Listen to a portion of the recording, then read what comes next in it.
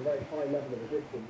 So what we don't know is, well, if you use this in the field, are you using enough to cause this resistance, or maybe I'm mixing it with other pesticides, that'll be less of a problem. So there's definitely this really big question mark that we're just not too sure about at the moment. Yeah, I just really love how using science kind of continues to improve on all this stuff and the related technologies, right? We're talking about vaccines to kill viruses, respiratory viruses to cure pandemics, and we're also using very similar technology to fight fungus and keep our crops healthy. So it's just interesting, this cross-section. And for this, these RNA sprays, they're not meant to completely take away other pesticides. They're just going to be new tools to be used. So a lot of interesting stuff going on there. Matt Reynolds, senior writer at Wired, thank you very much for joining us. Thank you, Oscar. You're listening to the Daily Dive Weekend Edition on Kfi Am 640 and everywhere in the iHeartRadio app. I'll be back with some more top stories from the week, but first, let's get an update from the KFI newsroom.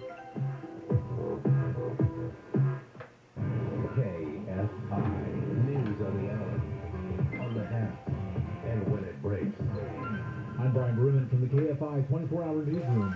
A 60-year-old man who'd been sitting at the top of the Vincent Thomas Bridge in San Pedro since early Friday has come down. CHP officer Edgar Figueroa says the man who'd been up on the bridge for more than a day has turned himself into police. The bridge over the Los Angeles harbor that links San Pedro with Terminal Island was closed in both directions, but has reopened. The feds say Americans are continuing to quit their jobs at a record pace. The Labor Department says 4.4 million workers quit their jobs in September, which is the second month in a row of record-setting resignations. The White House Press Secretary Jen Psaki says the numbers aren't necessarily a bad thing. I don't think we should undervalue the fact that many workers feel this is a time to look for a better job with greater pay and more benefits. There are more than 10 million jobs open across the country. SoCal weather from KFI brought to you by Sanofi Pasteur. Sunny and hot, mid-70s to mid-80s at the beaches, upper 80s to mid-90s in Metro LA and OC, mid-80s to low 90s in the Inland Valleys, and upper 80s to low 90s in the Inland Empire. We lead local from the KFI 24-hour newsroom. I'm Brian Bruman. Checking KFI traffic, we do have a crash in the Irvine area. 5 southbound before Jeffrey Road, that's blocking the 3-right lane. Traffic backed up to Calder Drive. New Ontario on the 10 east road between Millerton and the 15th. 3-right lanes turned off until Sunday and Monday. And through South LA, look out for a wreck on the 110 southbound at MLK Junior Boulevard. The 2-right lanes are blocked there. KFI in the sky helps get you there faster. I'm Jonathan White. It takes 2 vaccines to help protect you this season, the flu and COVID-19. And now you can get both at the same visit. Learn more at cdc.gov/vaccine. Sponsored by Sanofi Pasteur.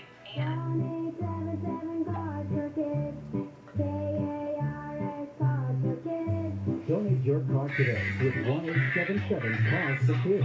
We're a recognized 501c3 charity organization, so you'll receive a maximum tax deduction. What's more, you'll receive a vacation voucher of 3 days and 2 nights. Also on the web at carsforkids.com. 1-877-CARS-FOR-KIDS. Donate your car today. Now accepting donations of land, homes, buildings, or any kind of real estate. As parents, we've done everything we can to keep our kids safe, happy, and healthy during this pandemic. From finding the best face masks to making sure their hands are clean. And now we have the best tool to help keep them even safer. The most important thing we can do is vaccinate our kids to protect them against COVID-19. Vaccines have been proven safe and effective for children 5 and up. Talk to your child's doctor or visit myturn.ca.gov to find a vaccine near you. Brought to you by the California Department of Public Health. Low-income homeowners may qualify for a supplemental grant that covers up to 100% of the cost of a seismic retrofit through the Earthquake Brace and Bolt program. To learn more, go to earthquakebracebolt.com. In the 90s, Bruce Willis couldn't avoid the spotlight until he discovered a tiny mountain town. On the podcast Haleywood, discover what happened when Hollywood glamour collided with the small-town values of Haley, Idaho. It's a tale people close to Bruce Willis have never been keen on telling, but it's a story the people of Haley are recounting in detail for the very first time. Listen to Haleywood at HAILEY on the iHeartRadio app or wherever you get your podcasts. Brought to you by DuckDuckGo. Protect your privacy online for free with DuckDuckGo. The holidays are right around the corner. If you or someone you know needs help, the SoCal Honda dealers want to hear your story. Submit a voice message or text message by visiting KFIAM640.com. Keyword helpful. And a helpful Honda guys and gals in blue may help bring you some holiday cheer. You know, for the past 10 years, you have generously given the Catalina Club, raising millions of dollars and hundreds of tons of food. But here's the thing about hunger. It doesn't end with one meal. You've got kids still need to eat every day. And KFI remains committed to keeping those children fed. Pastathon 2021, our 11th annual, is coming soon. Join us on Giving Tuesday, November 30th on KFI AM 640. More stimulating than we talk. This is KFI AM 640, heard everywhere in the iHeartRadio app. I'm Oscar Ramirez, and you're listening to the Daily Dive Weekend Edition. Inflation has also been a big story of the week, with prices up 6.2% last month, which is the largest rise in 30 years. Supply chain issues continue to be the main culprit for a post-pandemic world. For more on all this, we speak to Kevin Deegan, reporter and New York Magazine. Right now, we're looking at like increases happening across the board because we have a lot of problems with supply chain, and there are a lot of people who have a lot of money.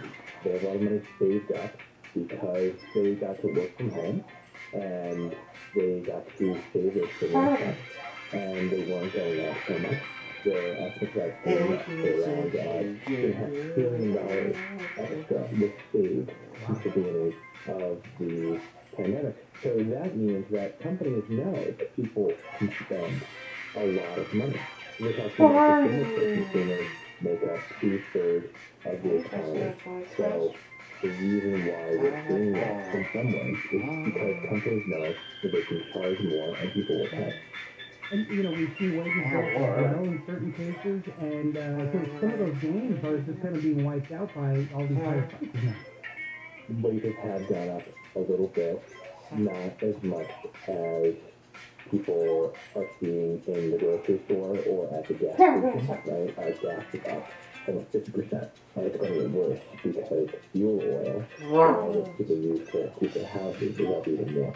So, you know, a lot of people have seen their wages increase because they changed jobs or because they were in a position to demand more money from their employers.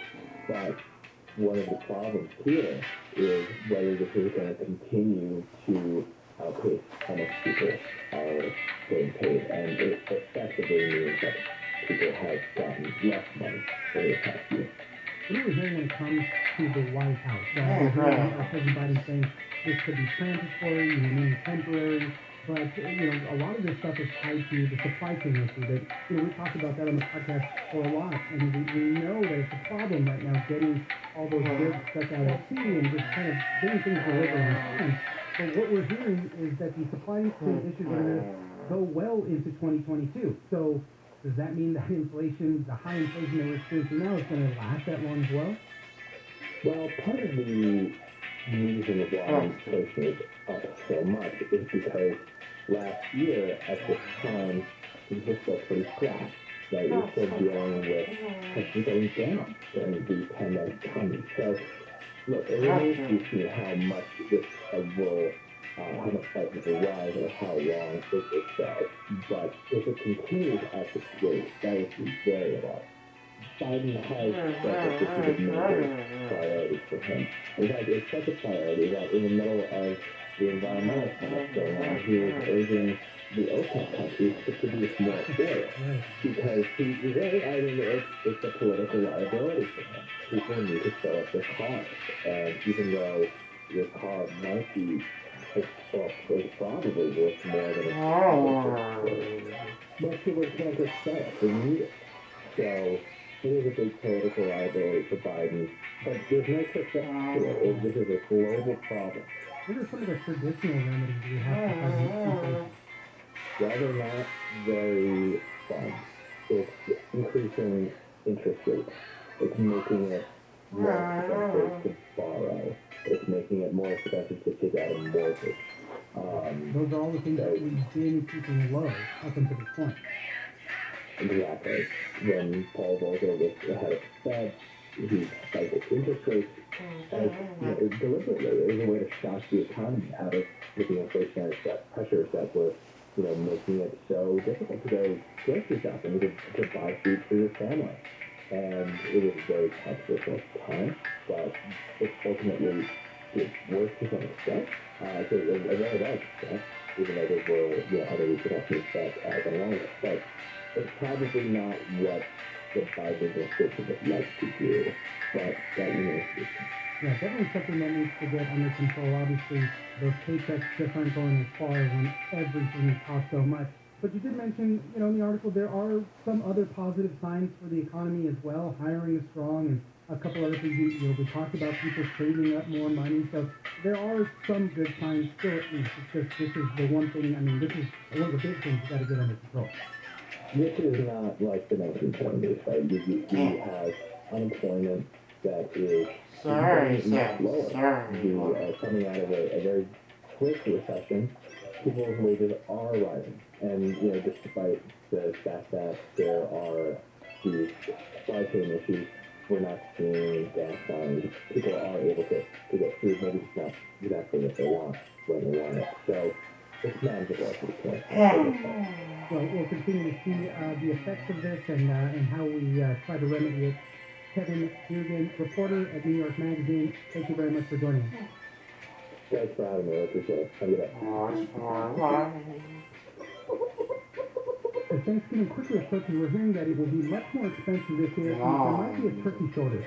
The expensive part is true, but there won't be a mass shortage of turkeys. Rather, it just may be difficult to find the one you want.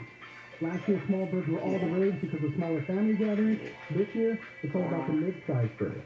So knowing why you should start shopping now, we'll speak to Emily Stewart, senior reporter at Vox. So one of the economists really talked to about this kind of took this in a way that I thought was good, which was, we don't have a turkey shortage. It's not like farmers are raising turkeys. What's happening is that there are all these different disruptions on the supply chain that basically mean that it's not that there aren't any turkeys, it's that the turkeys are in the wrong places at the wrong time in some instances, right? Across industry, we hear stories about supply chain issues, about cooking, about labor shortages. This is happening in the turkey industry. The way the turkey kind of processing works.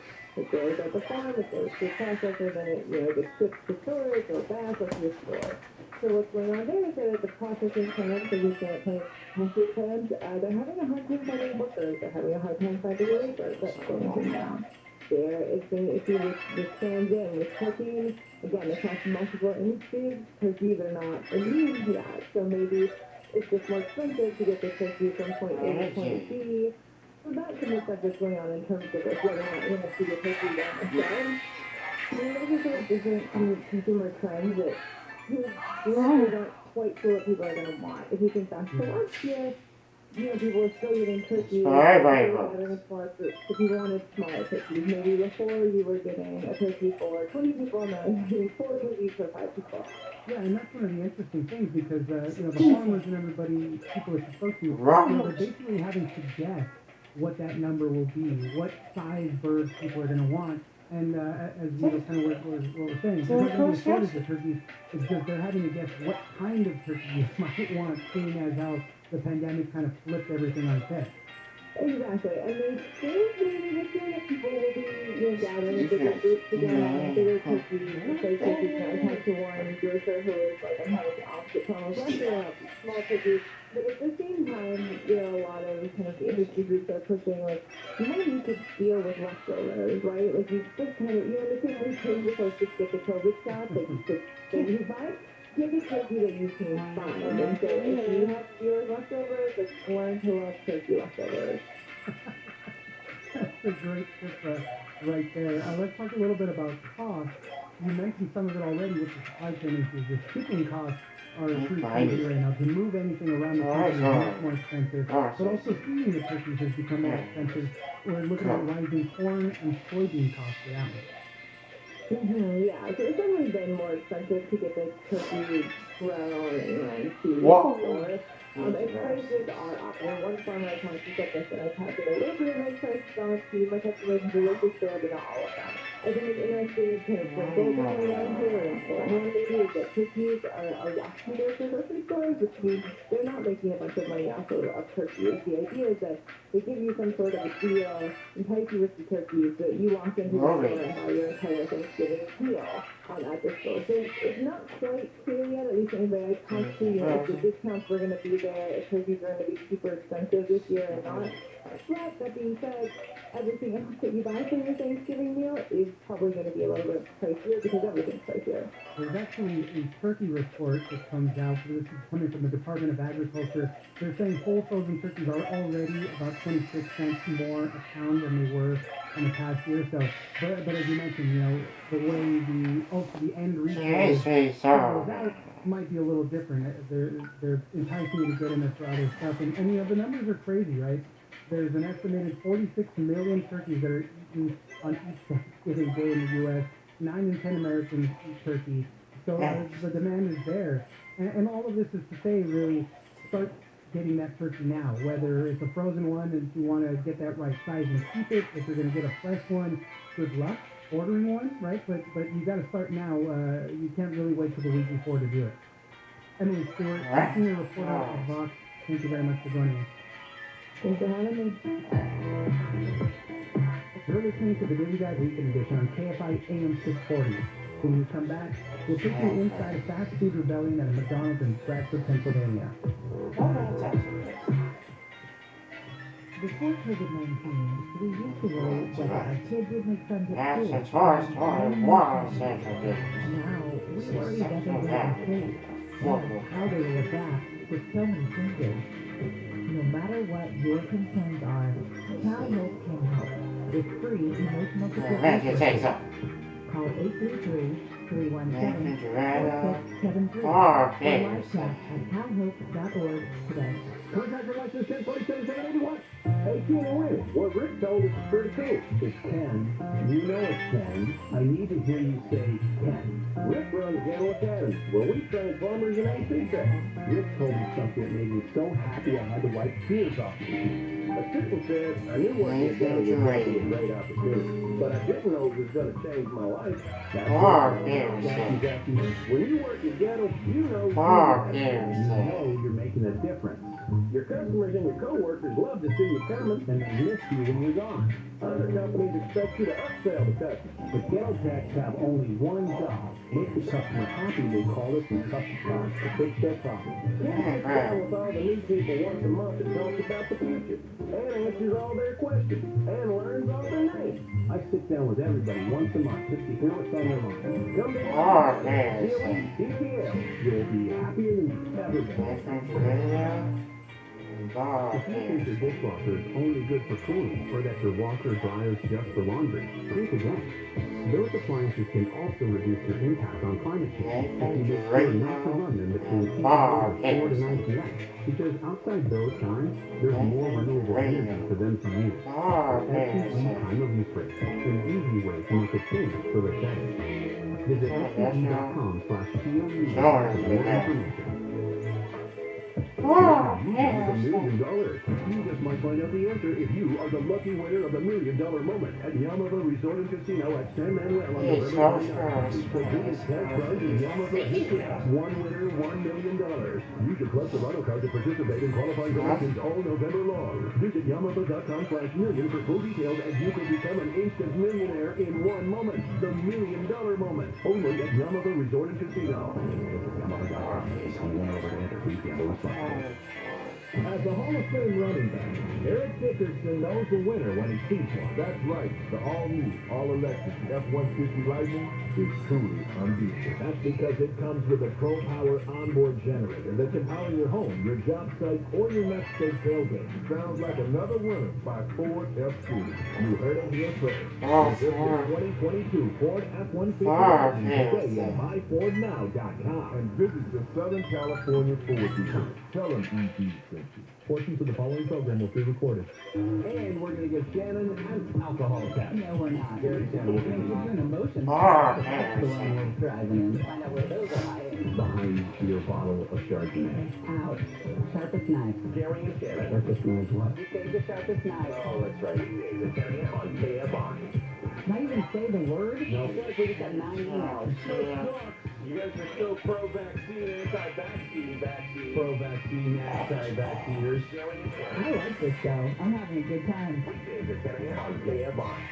You voted for all this, and now what, you're going to move to a state where there's far less of these progressive and say, wow, happens because of choices we make. Our fault. Weekdays to the 6 on KFI. I learn something new from you guys every day. For all you people who think you don't learn something from this show every day, You're wrong. you're absolutely wrong. Weekdays at 10 a.m. KFI. Oh, to rest on your shoulders. Sometimes life seems like it's filled only with confusion and chaos. Promise you, I have a plan for you. The Jesus Christ Show. This morning at 6 on KFI. AM 640. More stimulating talk. This is KFI Am 640, heard everywhere in the iHeartRadio app. I'm Allison Ramirez, and you're listening to the Daily Dive, Weekend Edition. Finally, for this week, we'll take a look at a rebellion inside a McDonald's in Bradford, Pennsylvania. Workers at this fast station were unhappy with wages and conditions and banded together to walk out. And in a good twist, all three came down. For more on how this walkout took place, we'll speak to Greg Jaffe, national reporter at the Washington Post. Yeah, I think we just finally got to the point where, like a lot of retail workers, we just sort of blew. And I think what caused them to blow up is just these people, you know, they're paying $9.25 an hour in Bradford, Pennsylvania. The New York border is like 10 miles away, and there's a McDonald's maybe 17 miles away, owned by the same owner in New York State, where the minimum wage for fast food workers is $15 an hour. So these guys are making $9.25, just for 20 minutes. The same workers are making $15 for the exact same job. And as you can imagine, it's just really hard to keep workers under those circumstances. People were just leaving, and they couldn't staff the store, and they were getting blamed for their failure to staff the store. Yeah, and you know, everybody knows kind of the cascading effects, right? Mistakes at the ordering window, mistakes with the food order, because you're getting this attrition and employees and try to keep up and all the training. You know, that's how, you know, bad things start happening here. So what was the turning point exactly for Dustin Snyder, who kind of organized the walkout? He called his other employees around and said, hey, you know, this is not happening. He had already accepted another job at a restaurant, and he was kind of on his way out already, but he persuaded others there to do this walkout with it.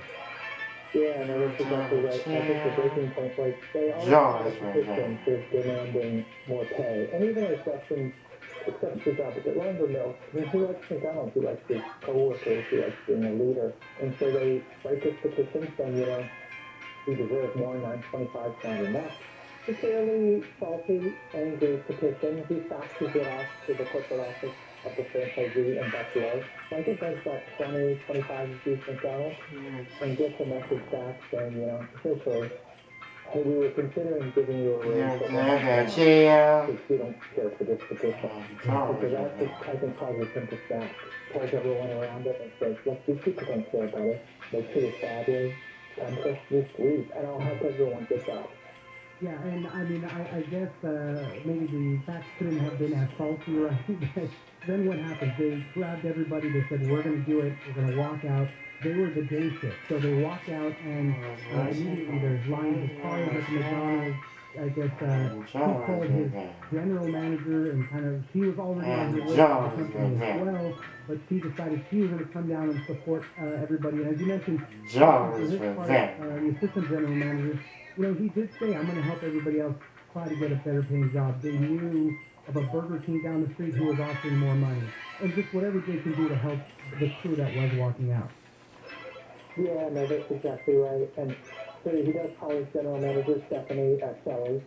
She's been with the company 10 years, and so she also decided to leave in the kind of the week before.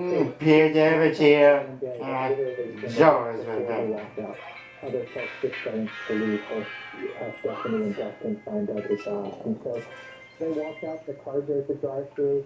Stephanie texts the night shift crew saying, hey, your day shift just walked out. You know, essentially, I think you should quit too. Let's all quit.